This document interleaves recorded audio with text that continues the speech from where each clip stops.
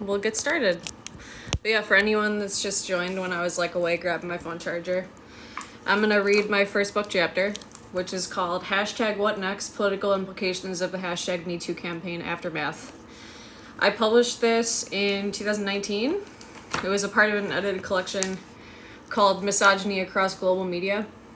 It's a really great book overall. After I published it, I ended up reading it and doing a summary because I like submit our editor for an award. And I think it was it's a good book overall. I learned a lot, to be honest, about the overall like international goings on that obviously, as anyone on earth knows, are often interwoven with like misogynistic tendencies. So anyway, without further ado, I was chapter 1, and like I said, it's called #What Next? Political Implications of the Me Too Campaign Aftermath. What's up, Eric? I'm actually reading something now rather than listening to it with y'all, so I won't be able to like talk, but yeah, this is about the #Me Too Campaign Aftermath, but this is from 2019 Bird perspective, so let's do this.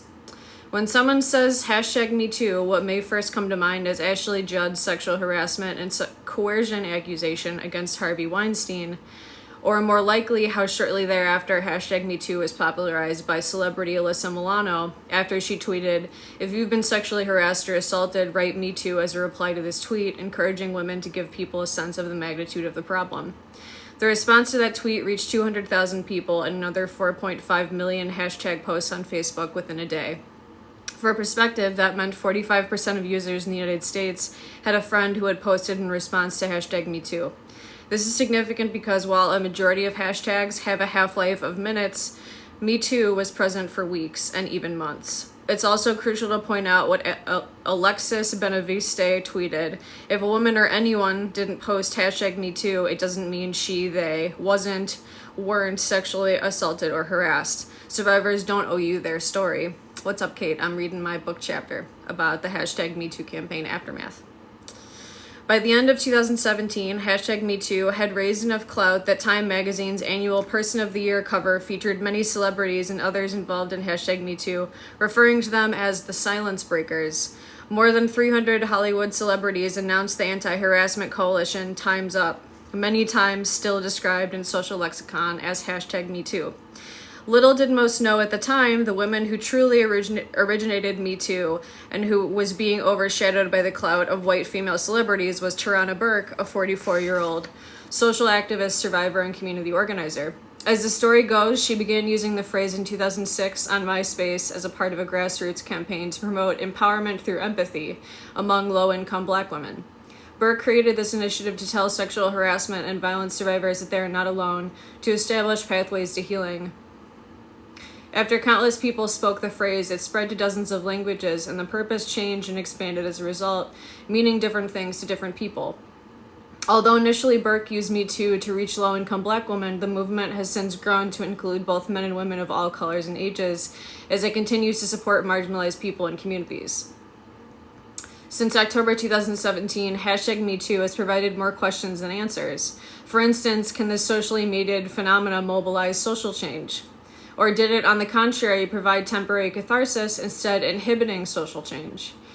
With these two particular questions in mind, the guiding question addressed throughout this chapter is #What Next? Or what are the political implications of the #MeToo campaign aftermath? To begin, let's talk capitalism. This is my very first publication, like in an edited collection, and it's so funny to like, because I feel like, oh God, I just dropped you. You're on a tiny tripod and you completely face planted on the book. I'm so sorry. Let me adjust this so that it doesn't happen again. But yeah, it's funny. Oh, what's up? It's funny because I feel like I'm almost reading a stranger's article at this point. Like I said, I published this in 2019, so just 2 years after the #MeToo campaign like became popularized. And it's funny to see it. But yeah, anyway, thanks for the love, y'all. I'm very comprehensive. That's what's so funny, because I feel like obviously my content, people don't understand the levels to which I've studied things, because I'm just out here like saying it really casually. Like it's like as if people probably often thinks that I don't really like do the research, but I've done a fuck ton of research. I'm very comprehensive. Anyway, moving into the next section called hashtag transnational and global capitalism. Hashtag industrialization is the first subcategory. Throughout the 1980s, a massive political economic shift occurred, leading to the expansion of investment, production, and distribution across continents and nation-states. Around that same time, rapid technological advancements were made, which expedited and even eliminated previously normal communicative and transportation impediments. Transnational capitalists in search of cheap labor welcomed these changes, ushering in an age of globalization. A part of that process included transnational corporations strategically ostracizing a feminization of labor, characterized by the influx of insecure, low-paying jobs with few prospects for advancement. Due to systematic racism, up until that point, people of color, but especially women, were already preconceived to be this type of disposable labor. The difference now was more white women were employed outside the home than ever before. Gladwin explained this was because they were viewed as more patient, prepared to do the tedious and monotonous jobs, which made them cheaper to employ, more passive, and less likely to unionize. Racism and sexism aside, this shift affected gendered work inside the home because when a government divests itself from welfare responsibilities, it implicitly assumes women and working class people of color will provide services there. Consequently, this restructuring, 1, perpetuated a traditional white gender division of labor, 2, reinforced hegemonic gender relations, and 3, maintained the notion that women and working class people of color are naturally suited for caring and historically delegitimized work. These taken for granted gender relations have been reproduced within societal discourse and media representations ever since. In America, the producers and distributors of this media content work within an increasingly monopolized, transnational, and globalized media structure. Therefore, the content they present to the public should be analyzed within that historically situated context. Hashtag neoliberal media monopolization. That's the next subcategory.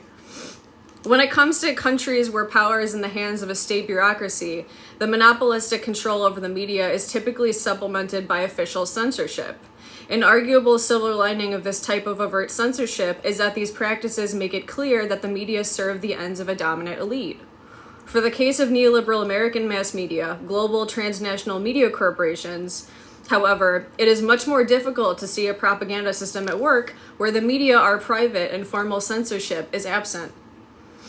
Arts define neoliberalism as a political ideological project of the transnational capitalist class seeking to change the balance of power in global social relations and create a new means of capital accumulation. It advocates the deregulation, privatization, and commercialization of everything with the attendant promotion of consumerism. That's my mentor in my master's, by the way, who defined that term. Hence why I repeat that language so often if anyone's ever seen any of the content I make. Critical media scholars argue Herman and Chomsky's propaganda model can be used to trace the routes through which money and power filter news events, marginalize dissent, and allow the government and private interests to get their messages across to the public. For instance, traditionally educated journalists are taught notions of objectivity and constrained by these processing methods considered to be the upper echelon of their craft. These constraints are so powerful and are built into the system in such a fundamental way that alternative bases of news choices are hardly imaginable.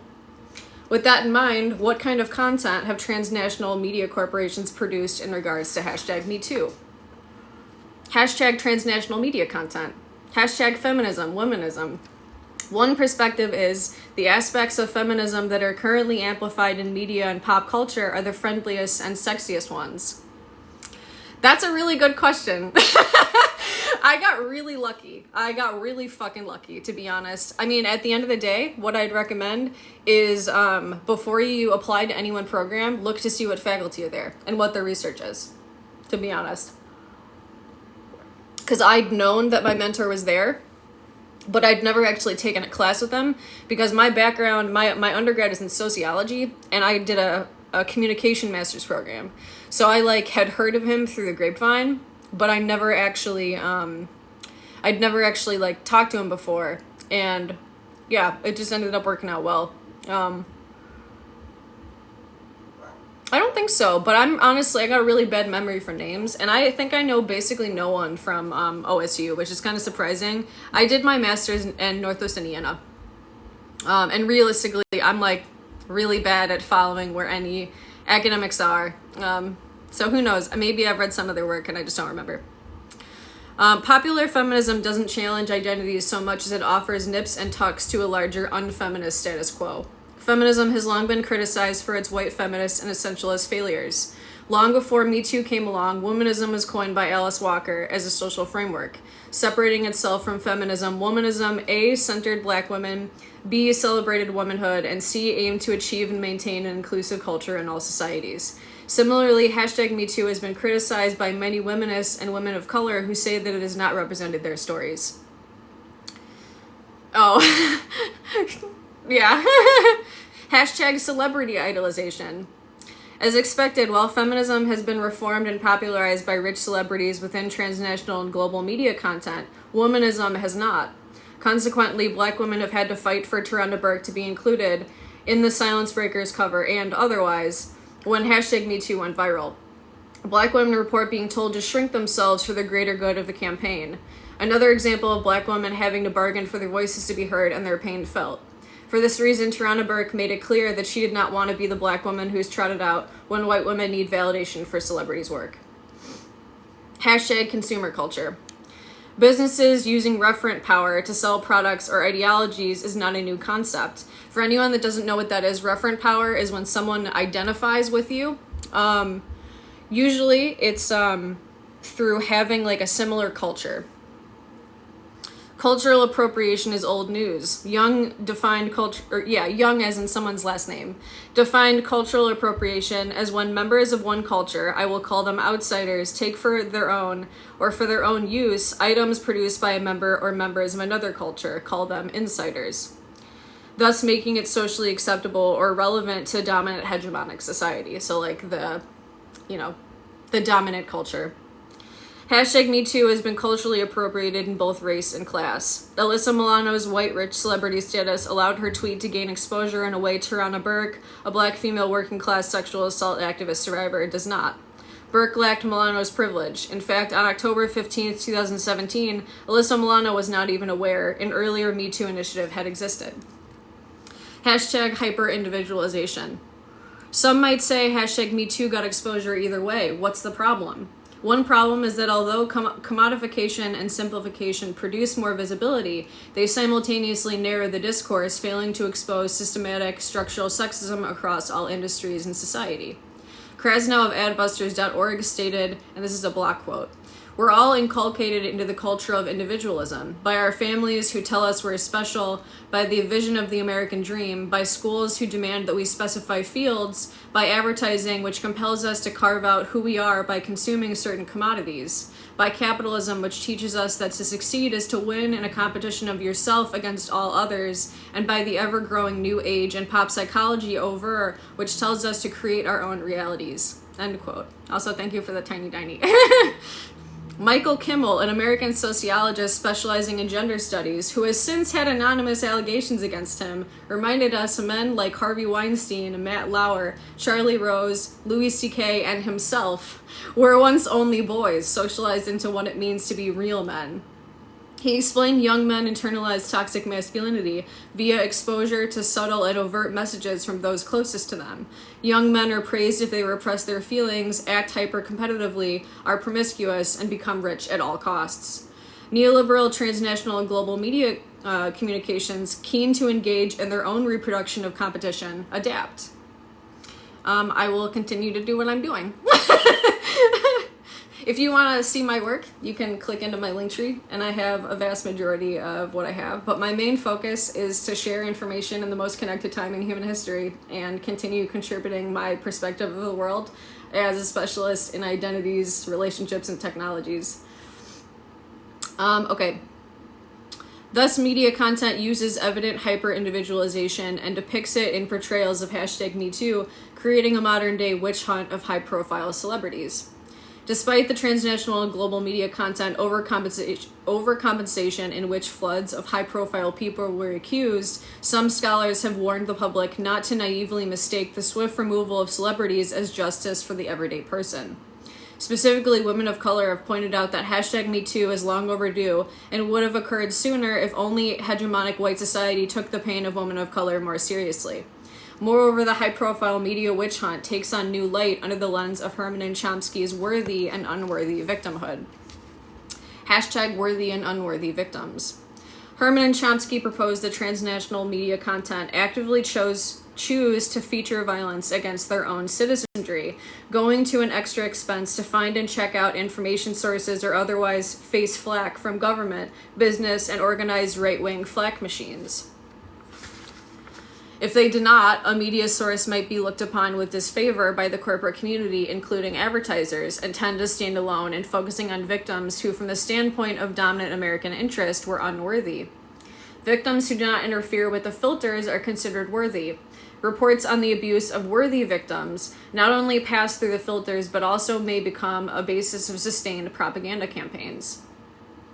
Overall, their approach suggests a systematic and highly political dichotomization in news coverage based on serviceability to power interests, observable in dichotomized choices of story and in volume and quality of coverage.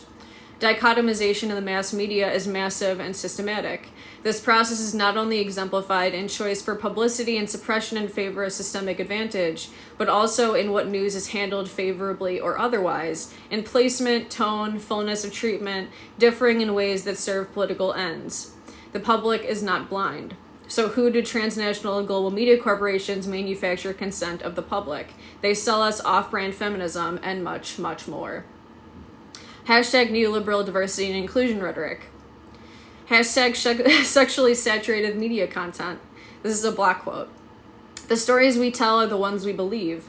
Deeply rooted stereotypes and narratives surrounding what it means to be a woman in modern society are largely connected to what we see in film, television, and music.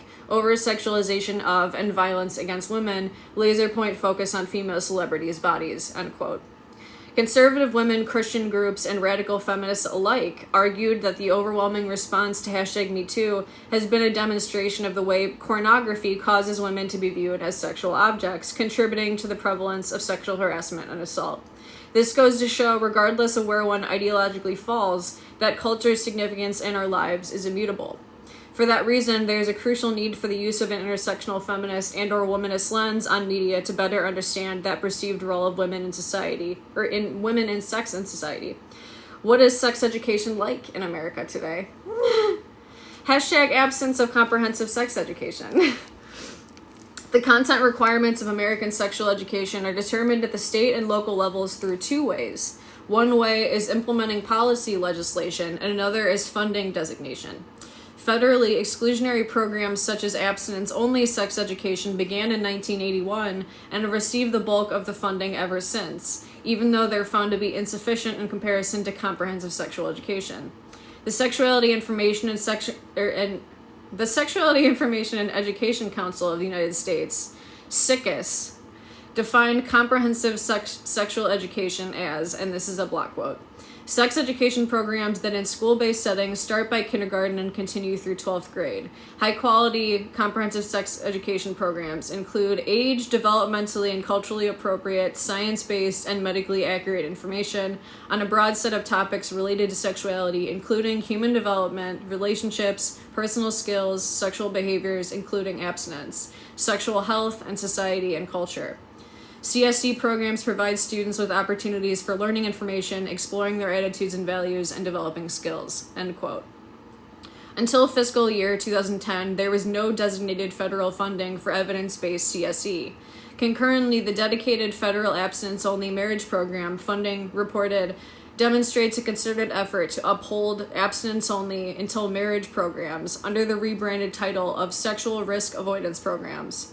In 2018, the Trump administration proposed a prioritization of abstinence, yet again.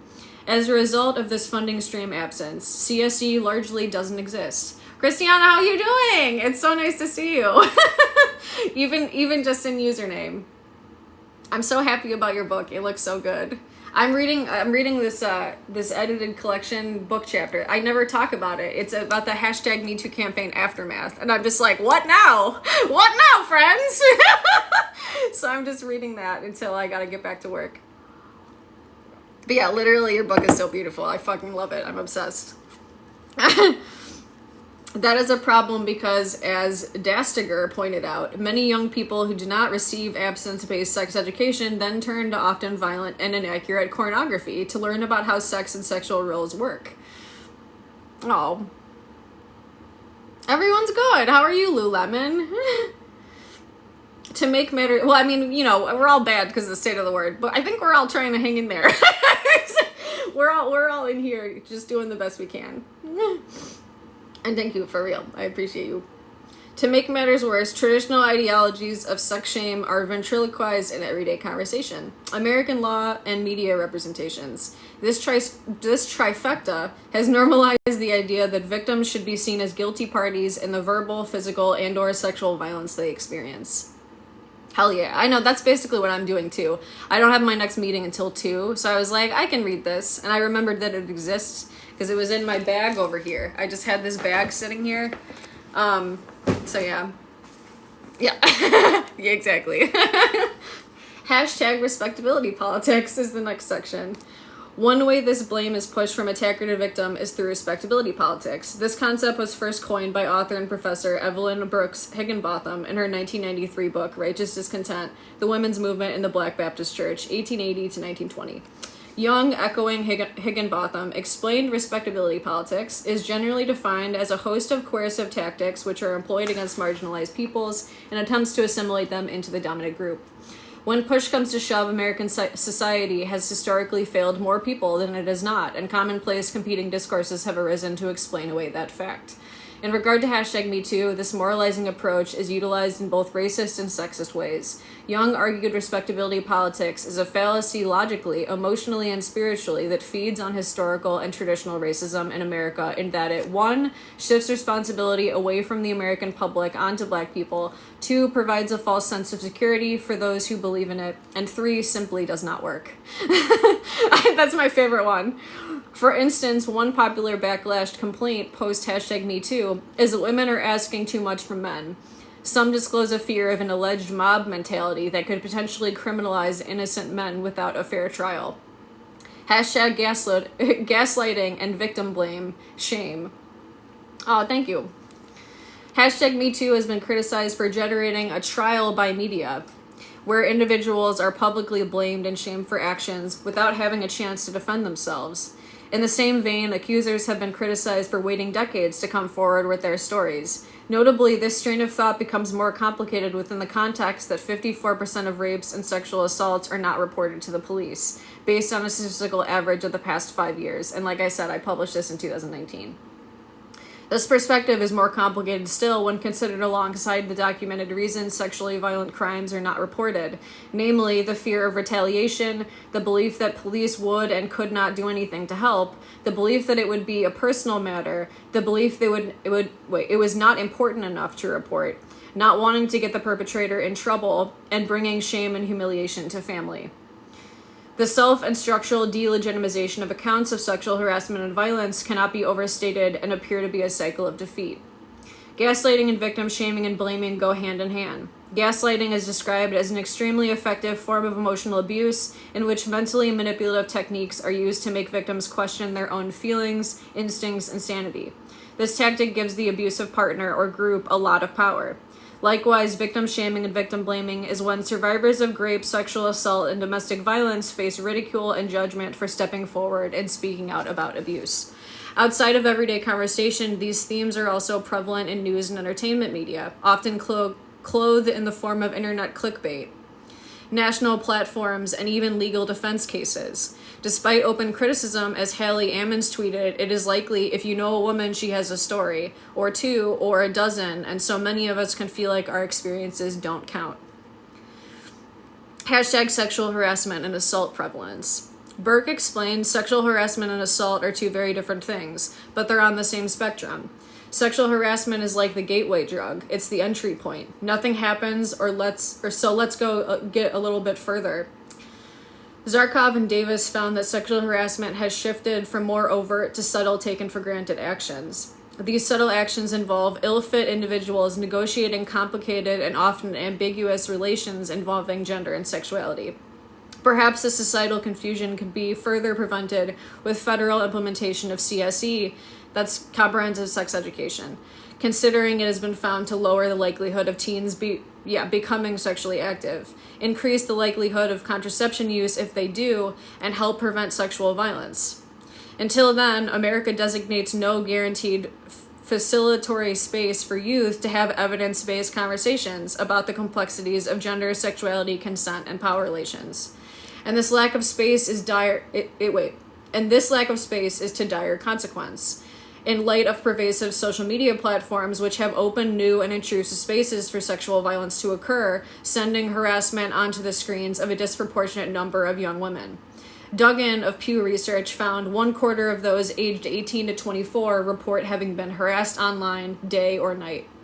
A 2016 report from the Equal Employment Opportunity Commission stated that although 25 to 85% of women say they experience sexual harassment at work, few ever report incidents.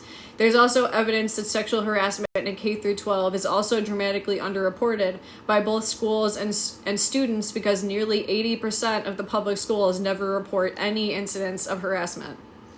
These harassment normalities follow the American into adulthood.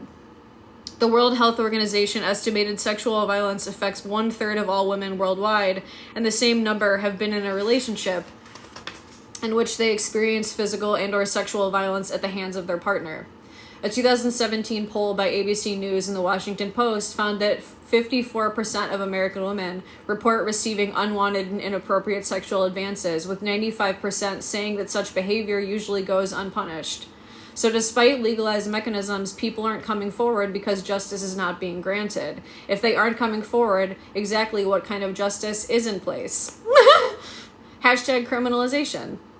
The vast majority of rapists, 994 out of every 1,000, will walk free, never spend a day in prison or jail.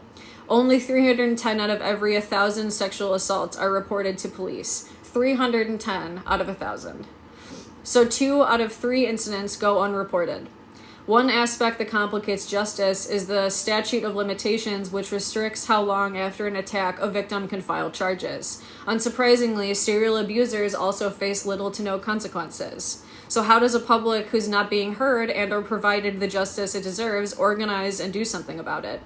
Bowers, Oakes, Jensen, and Schultz had one theory as to how. Hashtag the rhetoric of agitation and control.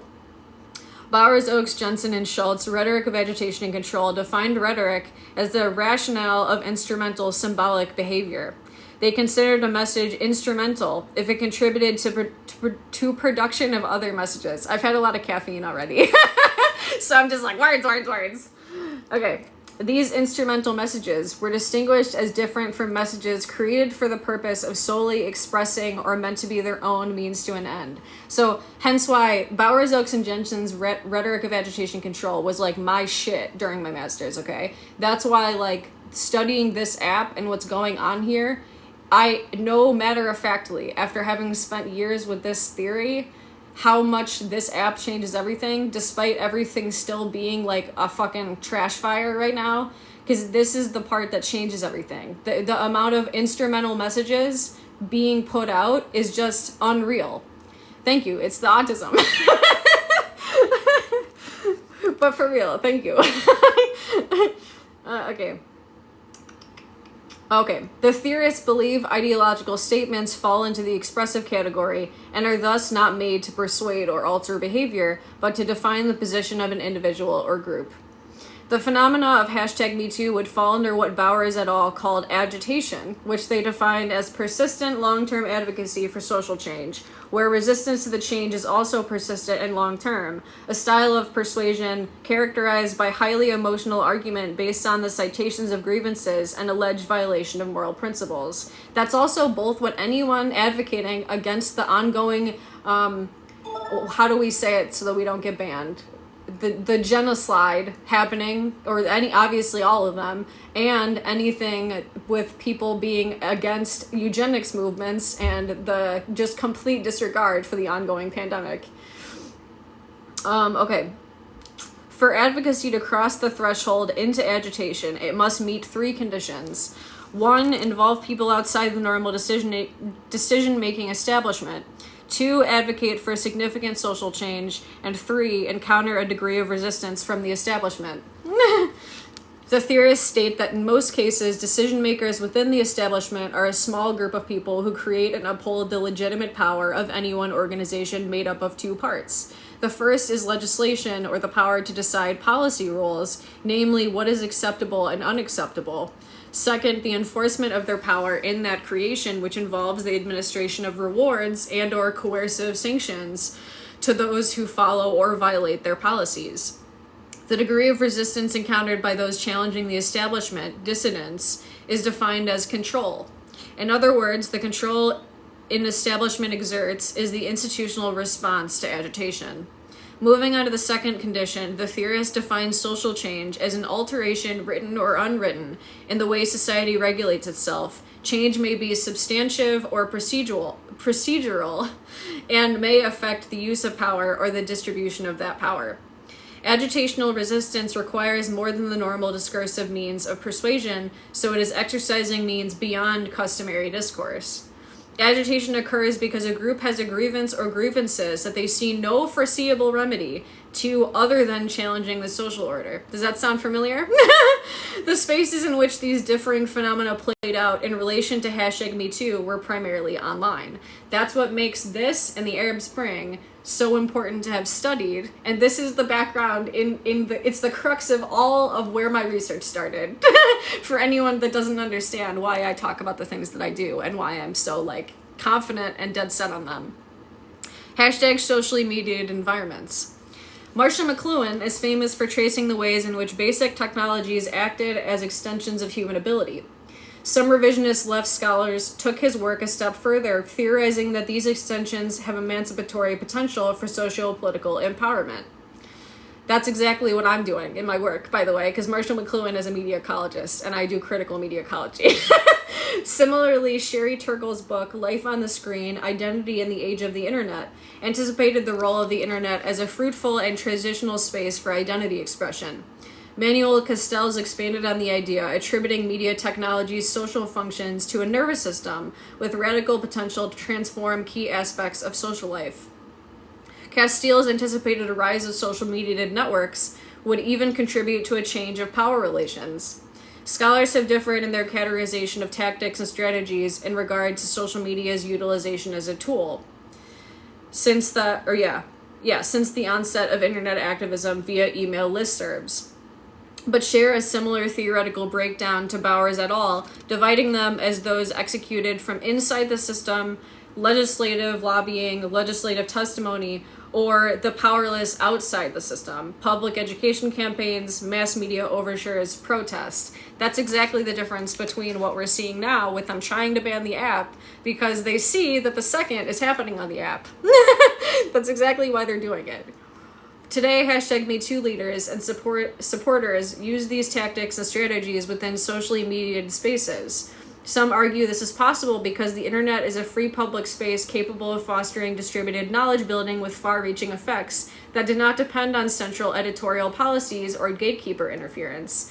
Do you see why I say what I say now? Again, I published this in 2019.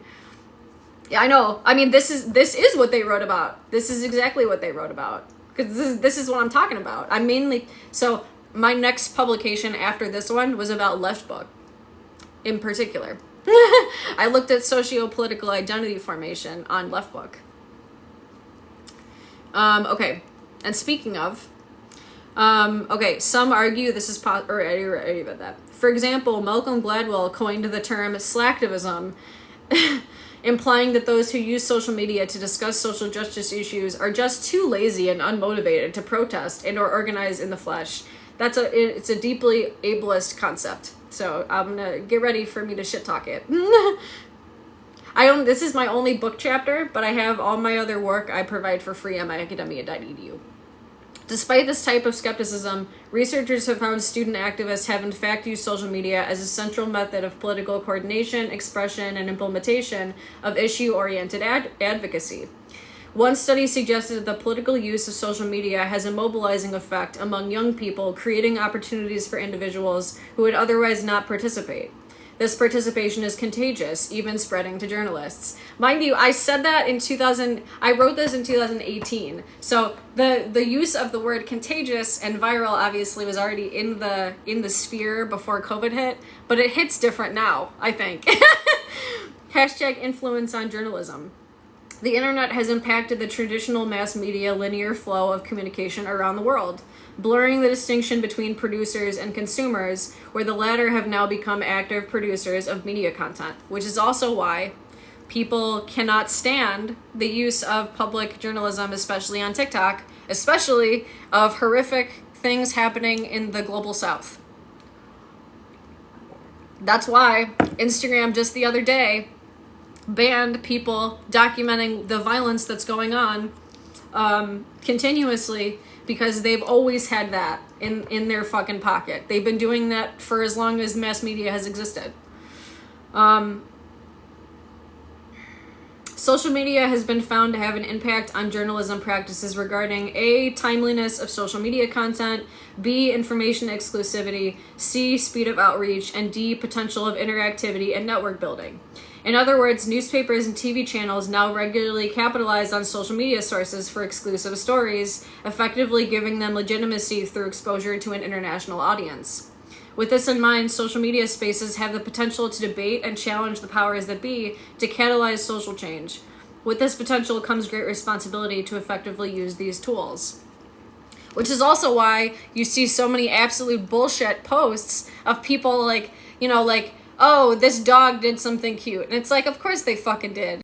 But we don't need a news article about it. Because they're just wasting our goddamn time. Because they see how useful the expansion of social media can be into other forms of mass media. And they do everything they can to basically flood the stream so that we can't actually see things that are most important and relevant to our liberation. It's a very deliberate, control of the narrative. Hashtag effective social media activism. Campbell, Guerin, and Miller's landmark 1954 internal political efficacy theory posited the level of individual enacted power was linked to the belief in one's own ability to take political action capable of influencing one's political environment. This is what I'm also talking about all the time. Since then, the relationship between perceived agency and social action has been repeatedly examined. So, just to repeat, our ability to be successful in effective activism is almost entirely based on our belief that we can be effective. Which almost sounds too easy, but that's what the research shows. Hashtag learned powerlessness. Although this phenomena sounds almost too simple to be real, the self-efficacy beliefs of political participants have been found to be the most accurate predictor of political behavior. In other words, there is a strong relationship between previous success and failure and later likelihood of anyone engaging in future activism. Against this background, social media activism efficacy should be defined in terms of individuals' perceived capabilities to use the platforms effectively and to achieve their political objectives. Otherwise, learned powerlessness or self-perpetuated defeat is a likely outcome. Be that as it may, if the perception of self-legitimacy to enact power is a significant indicator of how successful social media activism is, it begs the question, how has legitimacy been defined historically, structurally, and socially? The systematic practices of how legitimacy has been defined set an underlying precedent, which then bleeds out, influencing implicit biases of who is perceived as valid enough to be heard, simultaneously who is omitted in larger society. The illumination of this dividing line between who has been represented or omitted from mainstream media coverage of hashtag #MeToo raises questions capable of challenging societally ingrained notions of rationality and credibility. Hashtag rationalization, legitimacy, and credibility.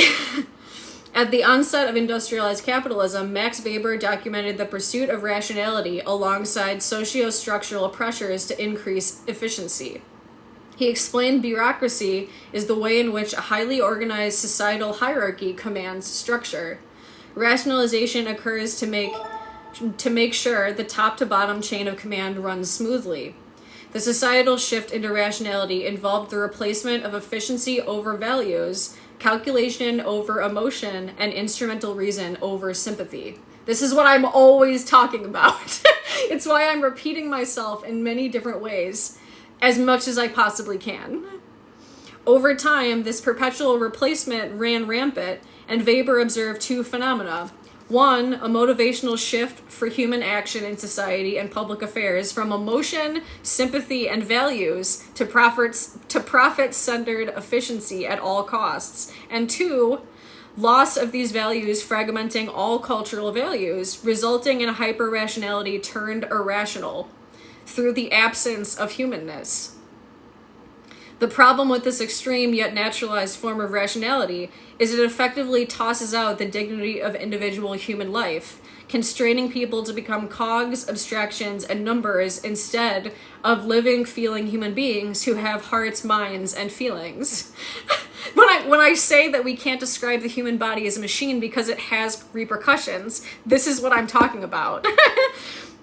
Overall, there is a major conflict between rationalization required for bureaucracy and individual freedom, meaning, and cultural values. The loss of these values dehumanizes and depersonalizes the individual. George Ritzer expounded on Weber's theory of rationality turned irrational, coining the term the McDonaldization of society. McDonaldization exemplifies a form of hyper-irrationality, which Ritzer argued has taken over social institutions including education, healthcare, religion, the family, sports, the media, politics, and even sex. Hence why I wrote my dissertation.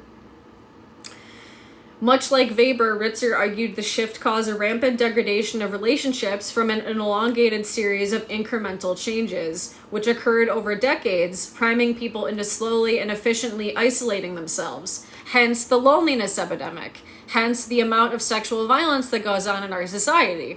Hence every other man versus bear argument. Hence every other breakdown you can think of. Hence the 4B movement, hence everything else, the sex apocalypse, all of it is connected to this. Exactly. Yeah, Adorno, I'm a big fan. Yeah. How's it going? Okay. I mean, okay, I won't say I'm the biggest fan, but I mean, I know, obviously, as a media and communication PhD, I've read plenty of Adorno. In the short term, these changes didn't appear to be problematic because they were normal bureaucratic shifts, but longitudinally, they became both anti-human and destructive. Hence also why it's such a big deal that the Chevron deference just was destroyed. Because this is a long time coming. It's gonna open, when I say it's opened the floodgates to almost every other inhumane thing we can possibly imagine in an industrialized society, I mean that. If Ritzer's claims about hyper-irrationality are true, this could explain why the authorities trusted for answers and justice instead systematically justify individuals' dehumanization. For example, two concepts are prominent in the legal defense of the accused in sexual assault cases. They typically arise in a statement such as, "We were able to gather evidence to attack the accuser's credibility and discredit her story." The prosecution dismissed the charges. That's literally verbatim language I took from a lawyer's website who is defending rapists. That's the language that they use. That they attack people who come forward who have been assaulted. They attack their credibility.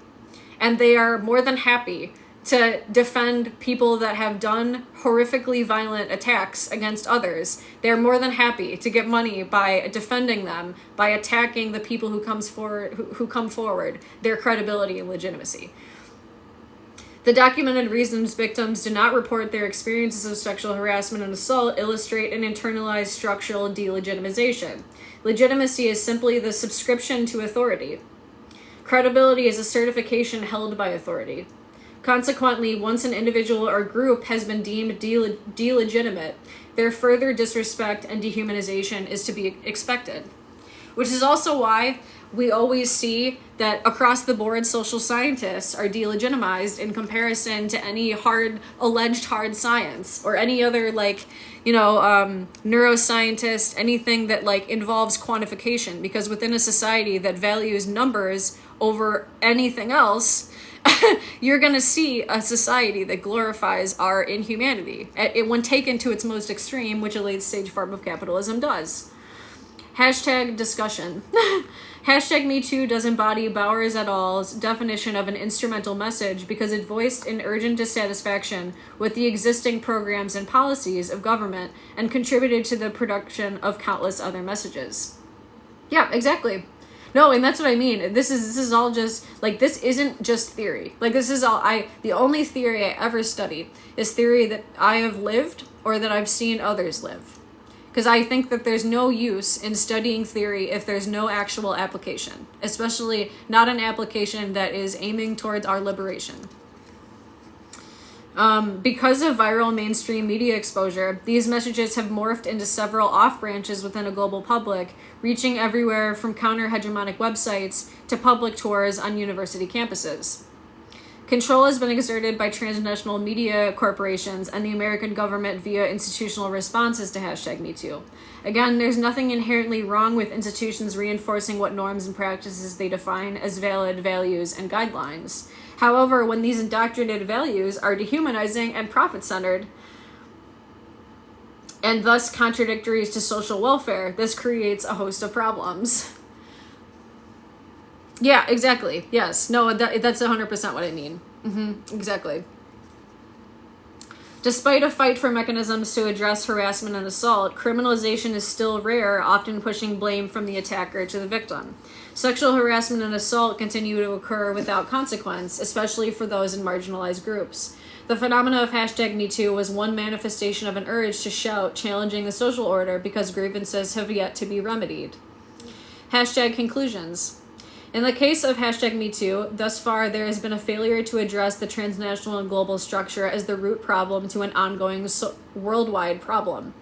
Based on reported sexual violence cases and social activism effectiveness, there is an epidemic level of learned powerlessness to alter social relations. Because of naturalizing rationality to the extent of irrationality, worldwide establishments have insufficiently overcompensated in a high-profile witch hunt response to hashtag MeToo. On the one hand, this hashtag campaign inspired empowerment. On the other, mass public grievances and mobilized initiatives have been lost because of insufficient legal constraints on the perpetrators of harassment, sexual assault, and rape. As wominists have pointed out for decades, the ability to enact social change differs depending on one's social relation, or social location, I mean. The privilege to be heard is historically founded on divisions of socio-political and compounding intersections, structurally determining the haves and have-nots. The transnational the transnational capitalist class profits from a representational division, dehumanization, and sensationalized crisis, just as white feminists historically and still benefit from white privilege and single-issue activism through the omission of queer people, the working class, people of color, and all other marginalized peoples. As it now stands, traditional notions of legitimacy and credibility result in marginalized people being continuously taken for granted and thus omitted as unworthy victims, because the system treats them as implicitly disposable. Institutional gatekeepers enact these implicit biases throughout filtering practices under the guise of normal writing standards, which make media content significantly less representative and human. Similarly, the academic structure has prided itself in the professional pitch that only the most prestigious upper echelon of intellectual is unbiased and emotionally devoid. In this view, emotions are stigmatized as barriers to repress that only get in the way of profound contribution. Weber and Ritzer charted the progressive systemic enforcement of idolized rationality, which led to language creation and practices that detrimentally compartmentalized the human experience. Arts describe neoliberalism as the ideological project the structure manufactures to garner public consent in the process. In the case of transnational media corporations, hashtag MeToo, contrary to the Time magazine's cover rhetoric of the silence breakers, many marginalized people's silence has been deliberately kept unbroken because the accounts of their sexual harassment and assault don't fit a hegemonic narrative of worthy victimhood. This is precisely the issue with the foundational notions of legitimacy still perpetuated within contemporary society. Popularized media stories proclaimed these normalized epidemics of sexual harassment and violence were insurmountable. This perception of insurmountability is what holds the public back from organizing and reinventing a new social order created by the people for the people. Momentum must not be lost because the phenomena of hashtag MeToo occurred for a reason. There's a stoked urgency because of political silencing and control and prolonged institutional diminishment of trauma with no justice for the everyday person in sight. Whether hashtag MeToo will inspire the public to demand justice is yet to be seen. People have the power to create new definitions of person-centered legitimacy and human value. If the fight stops now, marginalized peoples will miss a real opportunity for structural change. This overview offered one framework for understanding the socio-political trajectory and institutional response to hashtag MeToo. Current media and everyday discourses have structurally stigmatized and blamed individual perpetrators for hashtag MeToo. The elite transnational capitalist class benefits from promoting sexual harassment and assault as individual issues instead of acknowledging them as social epidemics. Otherwise, the system would be held accountable and forced by the power of the public to adjust. The high-profile celebrities who were stigmatized and eradicated did not signify needed social change. They illustrated the self-preservation mechanisms of the system that both made these men the way that they are and eradicated them when they became liabilities. Although inexcusable, this should come as no surprise, considering the global transnational capitalistic structure is foundationally built upon a prioritization of profit over people. The dehumanization and further exploitation of marginalized peoples under the guise of neoliberal diversity and inclusion rhetoric needs to end. Reform of the current system has failed to provide justice, only treating symptoms, but not the underlying disease of transnational and globalized capitalism. Within the current structure, these violent issues are left to fester and spread, manifesting as rampant class, race, ability, and gender inequalities, as viral as MeToo. And again, I published this in 2019, so I had no idea that probably 4 months later, when it was published, a global pandemic would hit. So, yeah, But yeah, anyway, I always forget that I did this chapter. So it's in this edited collection called Misogyny Across Global Media. I'm chapter 1. And one more time, it's called hashtag What Next? Political Implications of the hashtag MeToo Campaign Aftermath. Long story short, we're sexually miseducated.